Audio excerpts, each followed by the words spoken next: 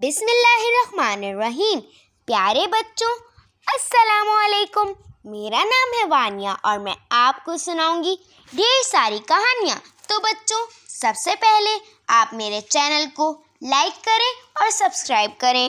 تو دوستوں، جیسا کہ آپ سب جانتے ہیں کہ آج کل عید الاضحیٰ کی تیاریاں زور و شور سے چل رہی ہیں۔ جگہ جگہ بہت ہی خوبصورت جانور آ رہے ہیں اور بچے ان جانوروں کو دیکھ کر بہت ہی زیادہ خوش اور پرجوش ہیں۔ مگر پیارے بچوں، کیا آپ کو یہ بات پتہ ہے کہ ہم عید الاضحیٰ کیوں مناتے ہیں؟ اگر نہیں پتہ تو کوئی بات نہیں، چلیں میں آپ کو بتاتی ہوں۔ تو دوستوں، آج میں آپ کو حضرت ابراہیم علیہ السلام اور حضرت اسماعیل علیہ السلام کا قصہ سناؤں گی۔ حضرت ابراہیم علیہ السلام اللہ سبحانہ تعالیٰ کے پیارے پیغمبر ہیں۔ ان کی زوجہ محترمہ بی بی ہاجرہ تھیں اور حضرت اسماعیل علیہ السلام ان کے پیارے بیٹے تھے۔ ایک رات حضرت ابراہیم علیہ السلام سو رہے تھے کہ انہوں نے خواب میں دیکھا کہ وہ اپنے بیٹے حضرت اسماعیل علیہ السلام کو ذبح کر رہے ہیں۔ انہوں نے یہ خواب مسلسل 3 راتوں تک دیکھا۔ وہ سمجھ گئے کہ یہ حکم ربی ہے۔ انہوں نے اپنے اس خواب کا ذکر جب اپنے بیٹے حضرت اسماعیل علیہ السلام سے کیا تو حضرت اسماعیل علیہ السلام نے جواب دیا کہ جیسا میرا اللہ چاہتا ہے ویسا ہی ہوگا اور آپ مجھے صبر کرنے والوں میں پائیں گے۔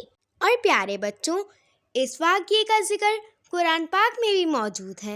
اپنے بیٹے کا جواب سن کر حضرت ابراہیم علیہ السلام مطمئن ہو گئے اور بیٹے کی قربانی کا فیصلہ پکا کر لیا۔ وہ انہیں اپنے ساتھ لے گئے۔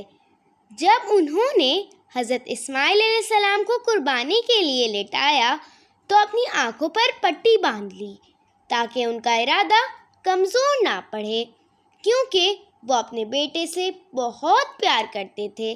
جیسے ہی وہ چھری پھیرنے لگے تو آسمان سے آواز آئی، اے ابراہیم، تم نے اپنا خواب سچا کر دیا۔ بے شک ہم نیکی کرنے والوں کو اسی طرح جزا دیتے ہیں۔ اور یہ ایک امتحان تھا جس کا ذکر قرآن پاک میں بھی موجود ہے۔ اسی وقت حضرت جبرائیل علیہ السلام نے اللہ کے حکم سے حضرت اسماعیل علیہ السلام کی جگہ ایک دمبا پیش کیا۔ حضرت ابراہیم علیہ السلام نے اللہ کے دیے گئے امتحان میں کامیاب ہونے پر اللہ کا شکر ادا کیا اور دمبے کی قربانی دی۔